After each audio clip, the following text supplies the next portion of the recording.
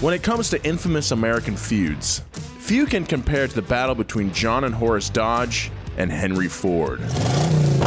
From 1903 until 1915, the rapscallion Dodge brothers helped Henry Ford get Ford Motors and the infamous Model T off the ground.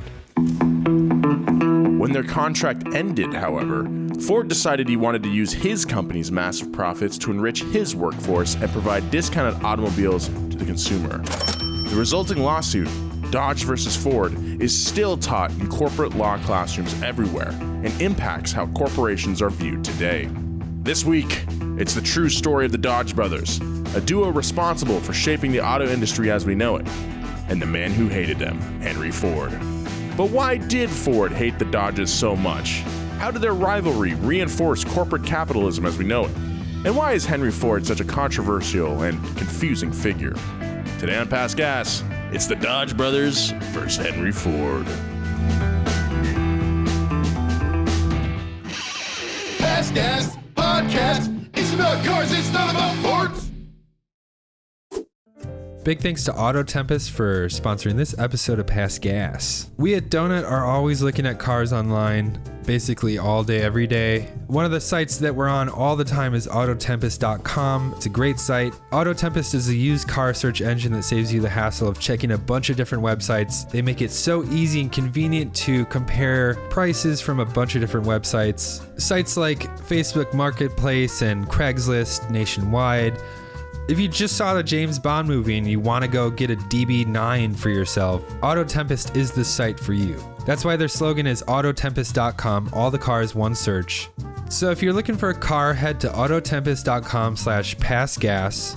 You can find any car that you want, whether it's an Aston Martin or a Ford Aspire, whatever your car of choice is, you can find it there. That's why their tagline is autotempest.com, all the cars, one search. I went on there today and I realized that I cannot afford any Aston Martin, but I can afford Miata, which is what I'm looking for a track car. So thank you, AutoTempest.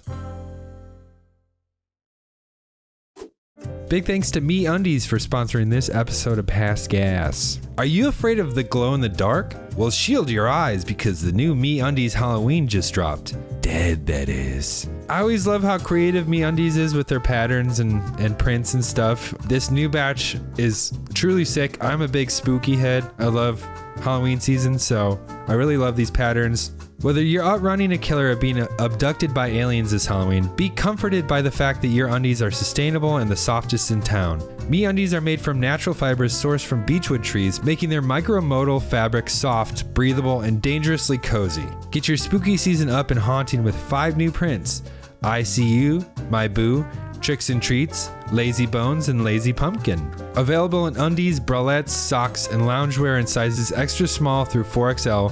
There are a lot of options to consider, but make a decision quickly because there's somebody right behind you. MeUndies has a great offer for my listeners. For any first-time purchasers, you get 15% off and free shipping. MeUndies also has a promise. If you're not satisfied with any product for any reason, you can return your order for a full refund within 45 days. To get 15% off your first order, free shipping, and 100% satisfaction guarantee, go to MeUndies.com/passgas. That's MeUndies.com/passgas. Thank you, MeUndies. It's like a tag team. It's like Triple H versus Ford. Wait, Triple H is just one guy though. I know. It's confusing. X-Pac and Triple H versus Ford. Versus The Rock. If the Rock were a notorious anti-Semite. Union buster. Yeah. Instead of liking to eat a huge breakfast, he instead hated Jewish people. Yeah, instead of talking about how he's from Hawaii all the time, he would break up unions to take advantage of workers. You guys, I apologize ahead of time. I turned on the heat for the first time yesterday and it blew out a ton of dust and my head is basically a Baby Bell right now. A Baby Bell cheese? Yeah, just so stuffy. Your head is covered in wax? Yeah, that's what it feels like. And you have to peel it open? Yeah, and plus my sisters drop their dogs off to be like, hey, you can babysit too. And so now I have like 3 whimpering dogs that want to go outside. Multiple sisters? Yeah, I got 2 sisters, and both of them are doing stuff. And they said, hey, can you watch my dog? And I said, I guess. And then Rachel left. So that's where I'm at. You're living daddy daycare. It's like dad's in charge now. Yeah, one of the dogs already like peed on your steering wheel. So I had to clean that up this morning. On whose steering wheel? Ay. And deal. On his Logitech like sim racing steering wheel. Oh, yeah. How'd that get peed on? It was on the ground. I don't want it back. No, I cleaned it. It's good. You can have it. It's good. No, you can have it. Okay, thank you. My plan worked. Well, welcome back to Past Gas, everybody. This is your host. Very stilted speech today. I'm your host, Nolan Sykes, joined as always by my other hosts. We got Joe Weber over there. Hey, keep it juiced and keep it loose. Yeah, okay. Sure. And James Pumphrey. Double down and up the bet. It sounds like a skiing reference or maybe football. I think it's a bad poker reference. I think double down and up the bet mean the same thing. So I'm just reiterating, double down, up the bet. I can't believe it's Friday already. We record these on Friday. You might listen to it on Sunday or whenever it is. But I feel like the week has just gone by extremely fast. I don't know if I've accomplished anything at all or done everything. Well, the thing is, our shoot week, we usually shoot in batches. Our shoot week is bleeding into every other week now. So it's literally just a shoot month every month. I shoot almost every day. Yeah. So when people are like, oh, why don't you do this? Think of what we have to go through to provide content for you guys. Whoa, what's wrong, Joe?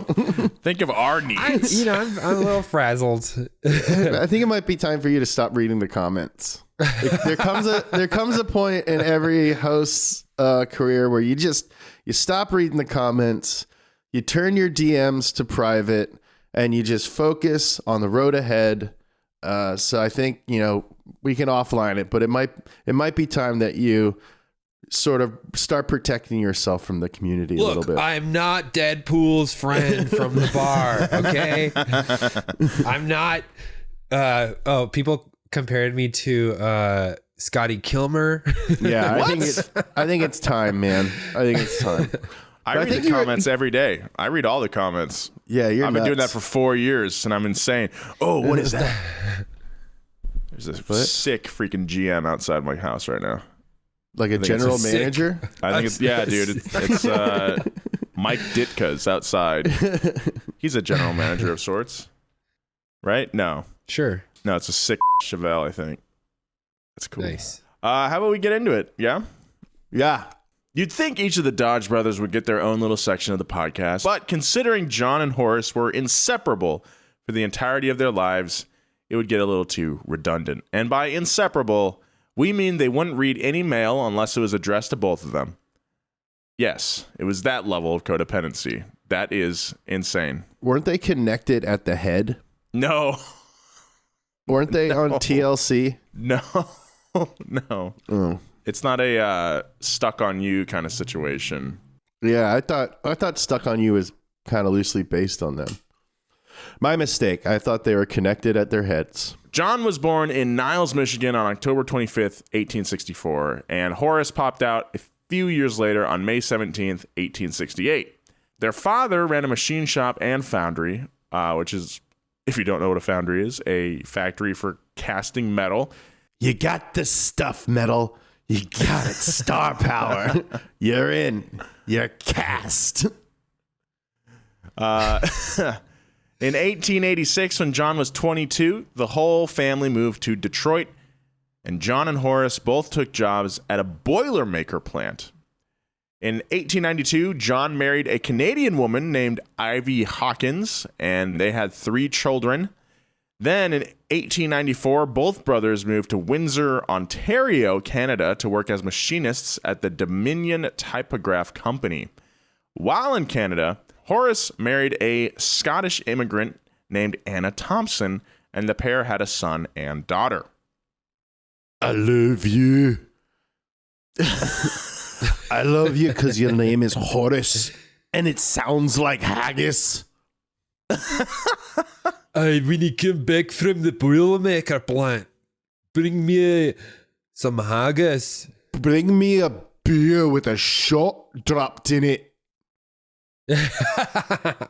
Boilermakers that you make at the plant. And also a pickleback. Ooh. John was known as a sales-minded managerial type, whereas Horace loved to tinker. Thus, after Horace invented and patented a dirt-proof ball bearing, his business-minded brother arranged a deal for the two to join with investors to begin manufacturing bicycles. By 1900, the Dodge brothers sold their part in the bicycle business for $3,700 and used the proceeds to set up their own machine shop in Detroit. They started out creating parts for stoves, but they quickly shifted their interest due to the growth of a new industry, automobiles. In 1902, the Dodge brothers won a contract to build transmissions for the Olds Motor Vehicle Company and quickly built a reputation for quality and service. With a smile, I assume. Although successful with Olds, they turned down a second contract so they could retool their Detroit plant to build engines for Henry Ford. Now, we've talked about Henry Ford on this podcast before. How could we avoid him? But it's still worthwhile to get a refresher on the icon. Henry Ford was born on July 30th, 1863 in Springwells Township, Michigan, to an Irish farmer and his Belgian wife. When Henry was 15, one of his favorite pastimes was dismantling and reassembling the pocket watches of his friends and neighbors. They didn't know that he was doing it. Sometimes they would still be in their pockets.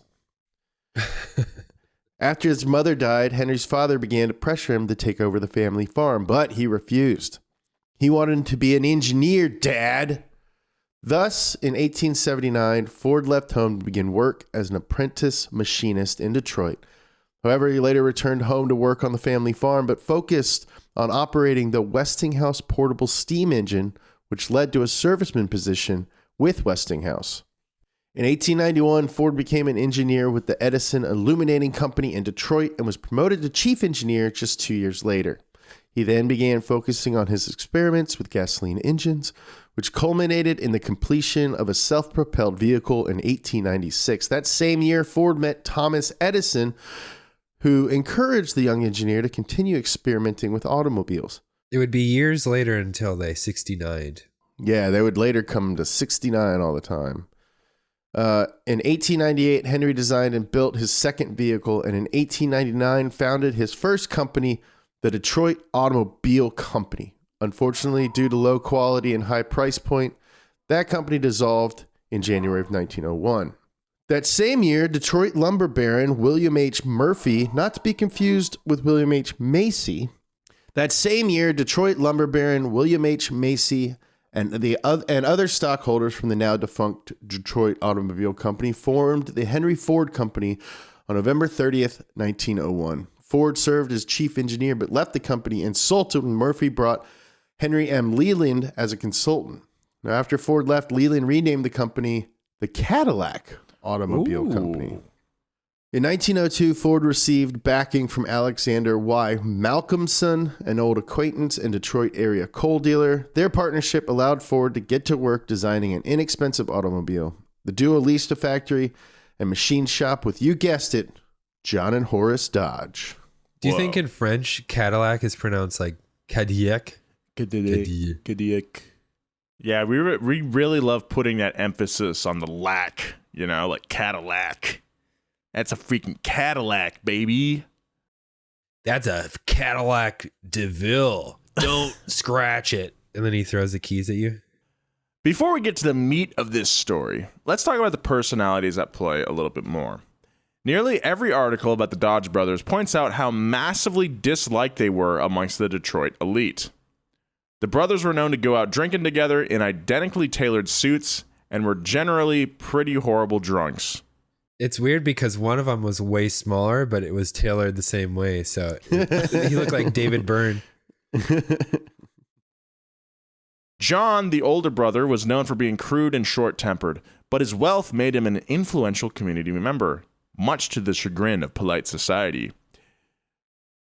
He also had a messy personal life. In 1901, his first wife, Ivy, died of tuberculosis. Ooh, that's messy. The following year, John married his housekeeper, Isabel, in a secret ceremony. That's messy. In 1905, he secretly separated from Isabel and finalized his divorce in 1907. I mean, do I even need to say it? That's messy. Oh, yeah. Shortly after this divorce, John married his secretary, Matilda, and they had 3 children, bringing his total offspring count up to 6. What is this, the frickin' Argentinian soccer team? Because that's messy. All right, I'll stop doing that. However, it wasn't until after his death in 1920 that anyone even knew he had a second wife to begin with. Or a third one. To his credit, Horace was better liked than John. Perhaps due to his wife Anna's kind demeanor and love of music, they became major benefactors in the Detroit Symphony Orchestra and played a key role in the construction of the orchestra hall. However, Horace also once beat a man unconscious after the man made fun of him for being unable to crank his Ford. That's tight, though. The man can't take a little ribbing and beats a man unconscious. I just can't get leverage on it. Dude, it was a different time. It was 1907. Everyone beat each other unconscious back then. Until next time. The guy woke up and he was like, ha ha, yeah. Anyway. When a country club wouldn't admit him, Horace built an enormous mansion on the adjacent property with a 12-car garage facing the country club in order to make as much noise as possible. Pretty normal rich guy stuff. I love that. Well, there's a rumor that the Dodge brothers were Jewish. Their first, like the Dodge brothers motor vehicle's emblem has the Star of David on it. It does. You're right.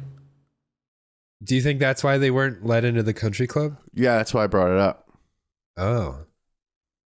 Mother. All right. Anyway, so the Ford company required their workers to be, quote, thrifty and continent with a strong marriage and healthy children. He also wanted his Ford employees to be model Americans, so he created the Ford Social Department. The Social Department consisted of 50 investigators and eventually grew to 200 that would look into every aspect of their employees' lives, effectively being a secret police for his employees. What a gem. What a cool guy. At first glance, if you were dumb, it would seem like Henry's standards for his workers were pretty helpful. However, it got weird really fast. Social department investigators could show up at someone's house unannounced just to make sure it was tidy, much like a foster dog agency making a home visit. They would ask about spending habits, alcohol consumption, gambling, marital status, and even check on the children in school. Women weren't eligible for the raise unless they were single with children, and men weren't eligible unless their wife stayed at home. And of course, every employee had to speak English. Though they claimed there was a safety component to the English requirement, Ford was also a notorious racist and anti-Semite with a strong anti-internationalist tilt. In fact, some sources indicate that his hatred for the Dodge brothers stemmed from the misguided belief that the pair were Jewish. Well, there's the Star of David on the emblem, but the triangle is also Greek for D. So it'd be like 2 Ds, both like the Dodge brothers intertwined. Okay, they were not Jewish. And the triangle motif actually continued. I mean, it continued through Dodge's history. Like Dodge's in the 60s, their logo was like a triangle. And now they're bringing that triangle logo back for the Dodge EV muscle car that's coming out soon. Yeah, what's it called again, that little emblem? The E-muscle. No, the Delta. Well, yeah, that was the Flukerang that you're thinking of, Joe. Thinking of the Flukerang. That's not the Flukerang. The Flukerang is a different kind of arrow sort of design. It's easy to get that confused. Anyway, back to Henry Ford and his racism. Henry Ford was also an avowed conspiracy theorist and loved to speak on the dangers that internationalism posed to traditional American values, despite being the son of immigrants himself. Hitler looked up to Henry Ford, or they were friends. They were buddies. So cool. So in the early 1920s, Ford sponsored a weekly anti-Semitic paper, and later he funded square dancing in American schools because he believed jazz was created by Jewish people and was a threat, of course. However, Ford was also one of the only major corporations that would hire black employees, women, or handicapped men.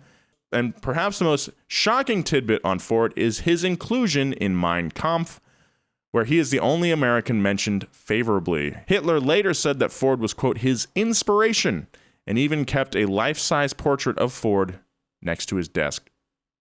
A life-size portrait? Jeez. Apparently in the Ford archives, there's like one safe that has film of Henry Ford and Hitler hanging out. Can we license it? Yeah. Nice. I mean, at least the square dancing, at least he had some, That was it that we had to do that in school. What a waste of time. You had to do square dancing in school? Yeah. What? Yeah.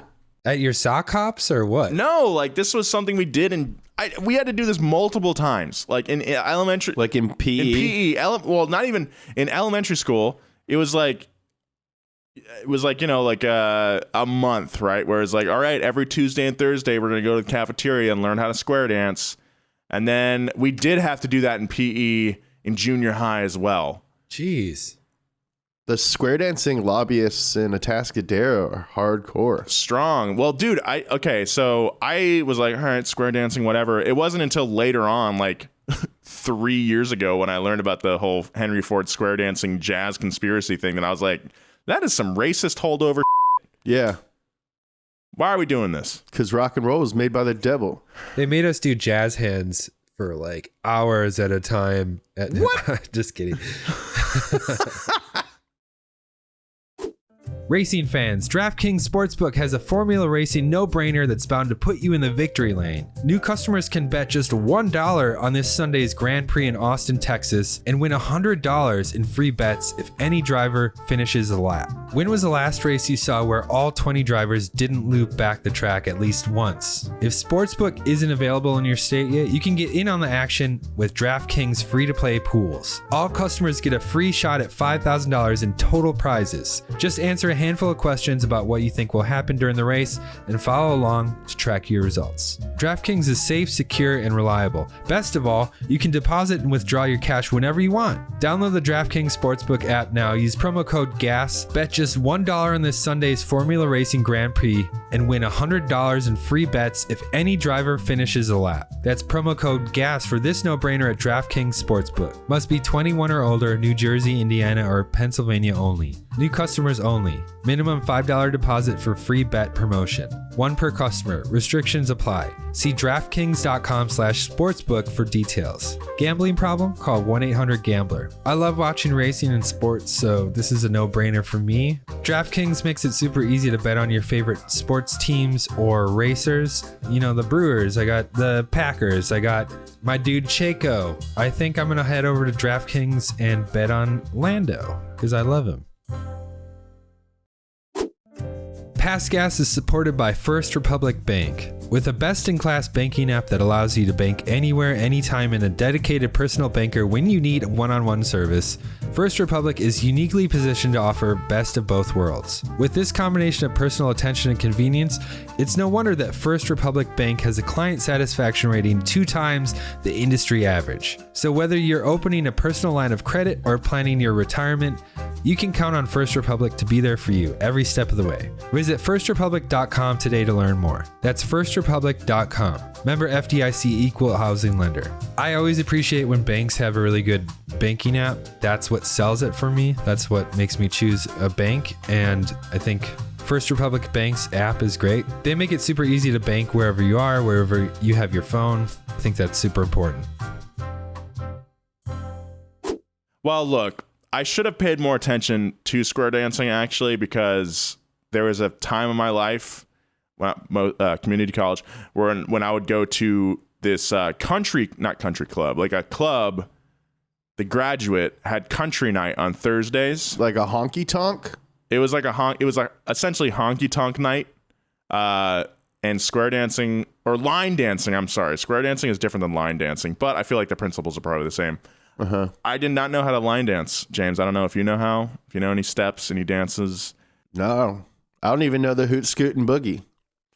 I know you got to get down, turn around, go to town. Hoot, scoot, and boogie. Did they let you in even if you didn't have hammer loops on your pants? Oh, yeah. I was definitely like not dressed at country at all. You kind of have a Chris Penn Footloose vibe. Chris Penn? Wait, are you talking about Chris Penn Glover? No, Sean Penn's brother. Stop pointing that gun at my dad! Remember in Reservoir Dogs? You talking Chris Penn Glover? No, I'm talking Chris Penn, Sean Penn's brother. It's like an MF Doom line. Yeah. Oh, Chris Penn died, right? No. Damn, I was going to say we need a Kevin Farley, Chris Penn, James Belushi. Is that James Belushi buddy film? Wait a minute. There's Jim Belushi. Oh, no, John Belushi. I was like, holy I got Jim mixed up with John, and I was like, were the brothers named Jim and James? Anyway, this is not pertinent. Anyway, it wasn't just their perceived religion that made Ford hate the Dodge brothers. He held resentment for the brothers for another reason. Superstitions about their red hair. Oh my God. He also didn't like their hard drinking lifestyle, and he had frustration over their considerable contributions to the Ford Motor Company. Considering the Ford Motor Company's social department, it didn't look good to have the messy Dodge brothers as minority shareholders in the company. In the early 1900s, Henry Ford's reputation was at its lowest, thanks to several bankruptcies. The Dodges were considered his last chance to find a decent supplier for his Ford Motor Company, and the brothers understood the risk and reward of his circumstances. They shrewdly set up a cushy deal that would own 10% of Ford, all rights to Ford in the event of another bankruptcy, and were owed $10,000 up front with 5 days to pay their invoice. In exchange, Dodge would borrow $75,000 for new tooling and other expenses, and would build Henry Ford a car. Ford on the ropes accepted the offer, though he wasn't thrilled about being dependent on a single supplier, especially the Dodge brothers. The Dodge brothers were like, you should try being dependent. It's great. Yeah, be dependent. Ford's like, oh, their creepy red hair. From 1903 to 1915, Dodge gave up all other business to concentrate on producing Model Ts and even redesigned some of their cars' parts, including the drivetrain. In their first year alone, Dodge turned out 650 cars for Ford to assemble. John was rewarded with a vice president position, but was still unhappy with his place in the shadows. He wanted Dodge to become a household name, but first, let's talk about the Model T. The Ford Model T changed absolutely everything for the company and for cars in general. Instead of pricing the car at $2,000 or a little over $60,000 in today's money, the 1909 Model T sold for $850. However, the car still didn't sell that well, mainly because early cars were still being assembled by hand, and people didn't trust cars because they didn't have faces like their horse.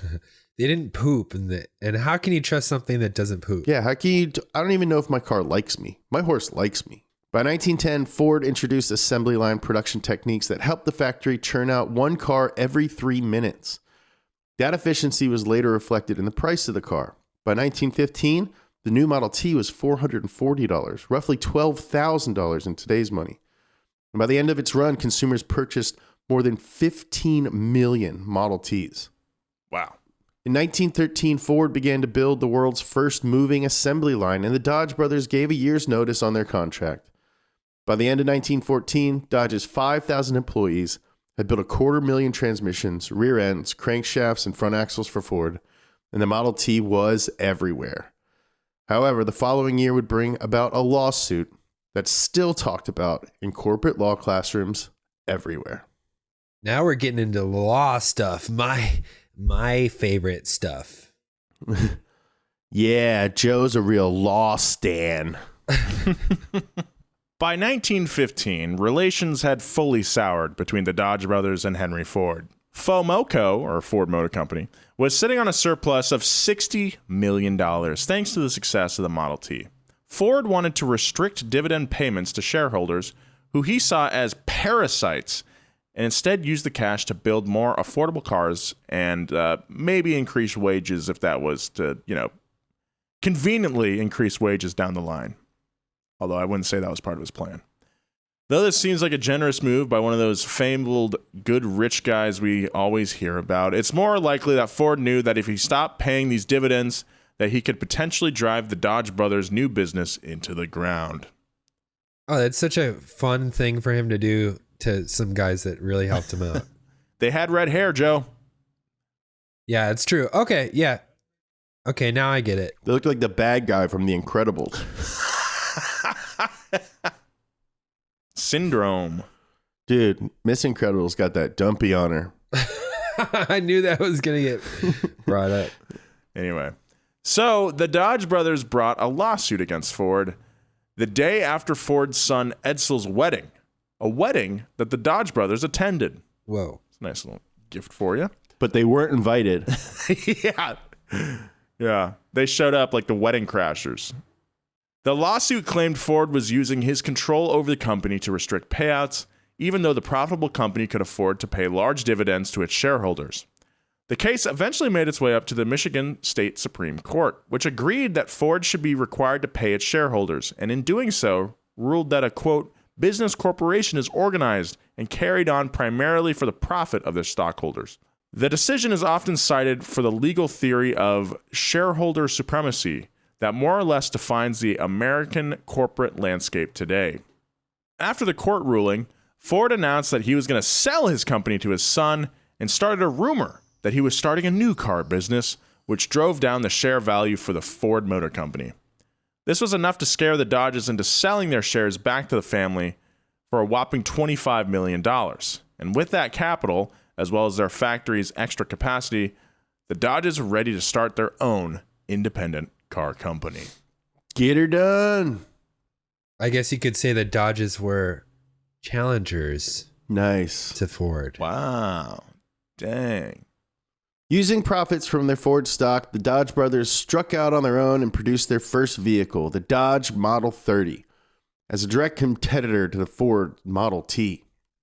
The car immediately set itself apart with its all-steel construction, 12-volt electrical system for chargers, sliding gear transmission, and a whopping, mind-bending 35 horsepower. And the brothers received 22,000 applications for new Dodge dealers before they even finished production, thanks to their reputation for the work that they did with Ford. In 1915, Dodge produced a Roadster, and the following year introduced winter cars with hard tops and windows and a center door sedan. They also built motor trucks, ambulances, and even marine vehicles for the U.S. military during the arms buildup for World War I. The company also invented the word dependability, which was soon added to the dictionary. What? Wow. Wait, what, really? They should use that in commercials. That we need to invent words. I think I've invented a couple. Herspers. In 1920, at the tail end of the Spanish flu pandemic, Horace fell ill with pneumonia after catching it at the New York Auto Show. Ever the dutiful brother, John sat by his bedside and unfortunately caught the flu from his brother. John died only 10 days later on January 14th at the age of 55. Horace fought the disease in his grief for the rest of the year, but eventually succumbed on December 1920 due to complications from pneumonia and cirrhosis of the liver. He was 52. Damn. Both brothers were interred in an Egyptian-style family mausoleum in Detroit's Woodlawn Cemetery, with their bodies guarded naturally by 2 ornate Sphinx statues. Super sick.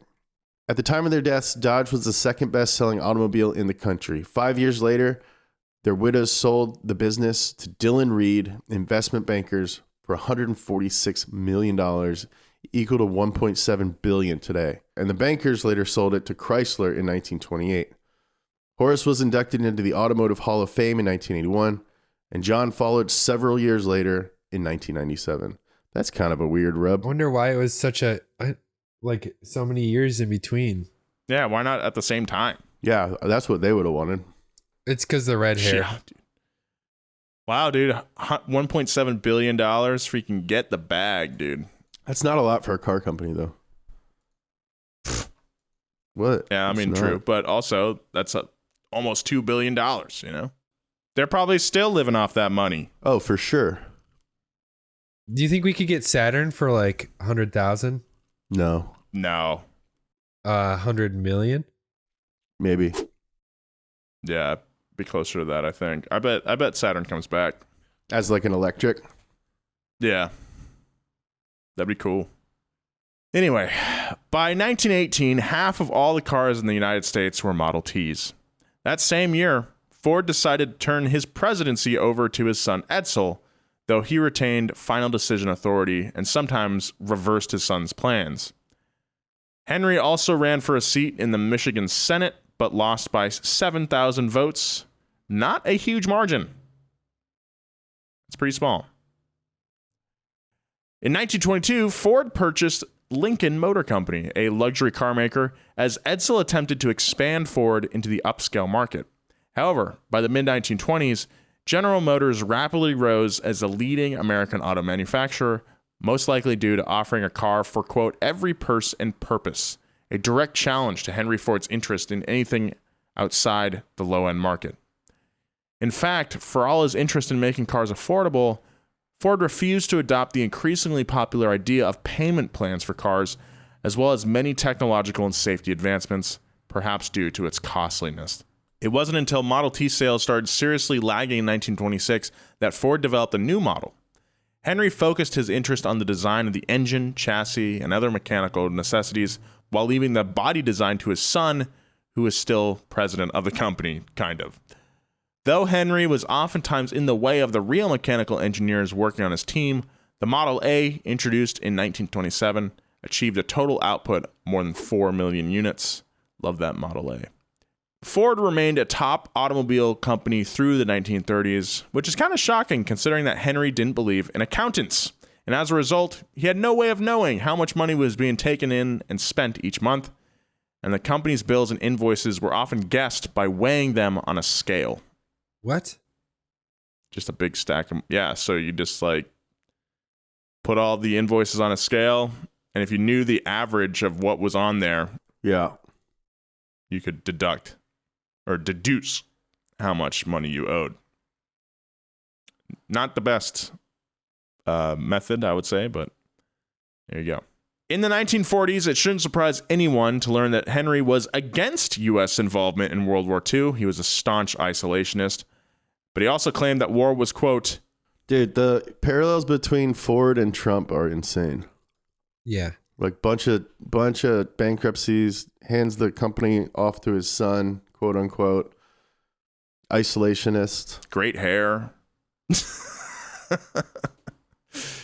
Ford claimed, quote, war was the product of greedy financiers. I agree with that. And maybe you can take a guess of, well, you can also guess what he meant by that, considering he was a huge conspiracy theorist and did not like Jewish people.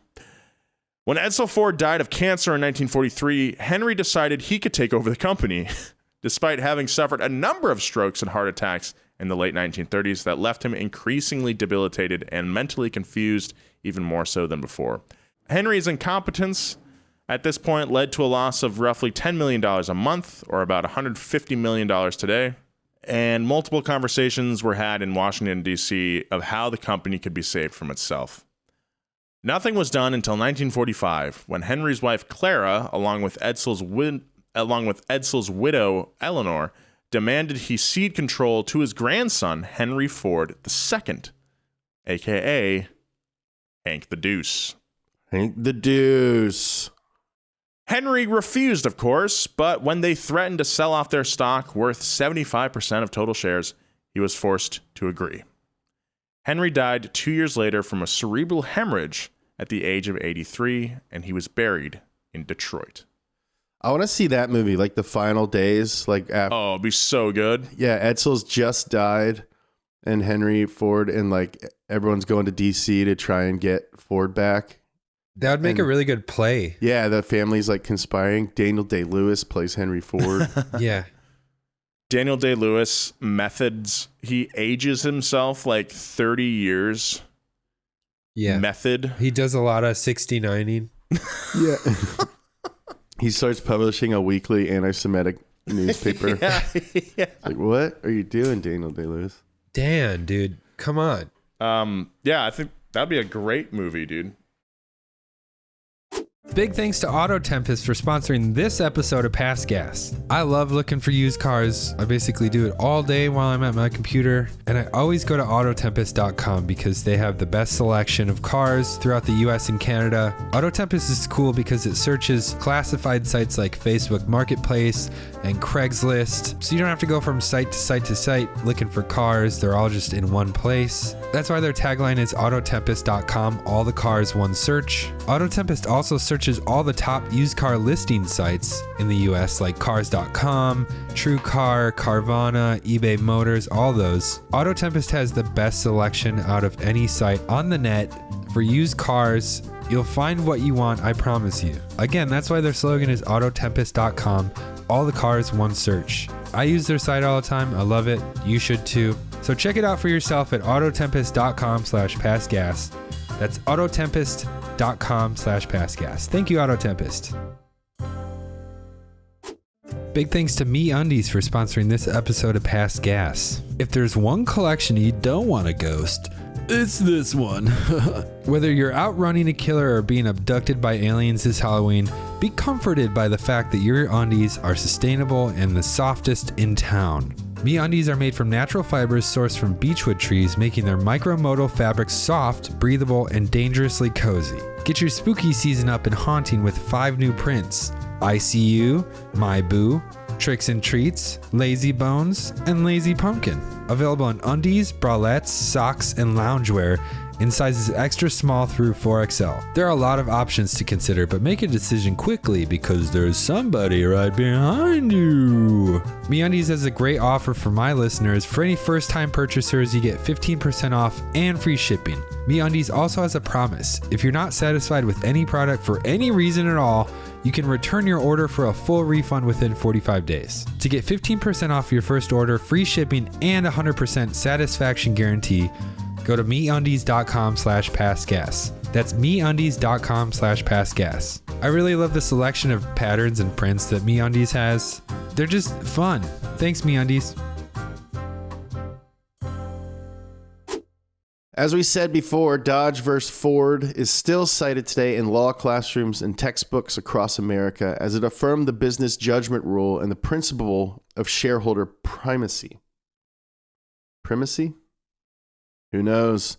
And although Ford lost, he was finally able to rid himself of the drunk and disorderly Dodge brothers, oddly just before he did away with his weird social department spies.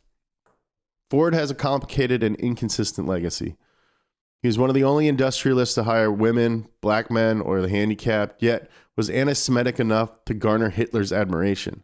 It's kind of us to assume that his interest in the labor movement actually stemmed from decency or respect for the common person, as it's far more likely that he recognized the value in screwing over his rivals, the Dodge brothers.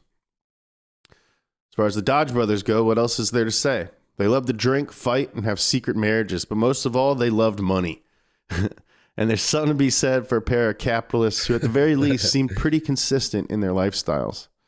The Dodge brothers helped Ford build his legacy and then jump-started their own. and they probably weren't sober even once. Hell yeah, dude. Wow.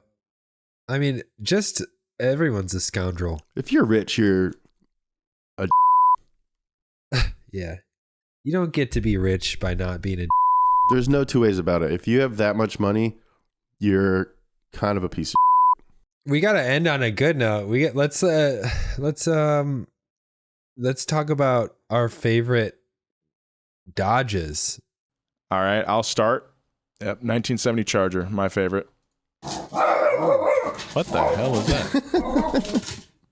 What the You got a weasel in your house. What is up with our dogs today, man? There might be an earthquake coming if all the dogs are being weird. All right, well, thank you so much for listening to Pass Gas. Interesting story, as always, this week. I actually really enjoyed this one. I hope you did, too. Me too. Hit my boys up on all social media, at James Pumphrey and at Joe G. Weber. You can follow me at Nolan J. Sykes if you'd like. Hey, tell a friend about the show. They might like it. This one is a fun one. Yeah, and follow us on Spotify or wherever else you listen to stuff. Leave us a review. I hope the editors have left Joe's barking dog in the back for all this. Anyway, be kind. I love you. Keep it juiced. See you next time.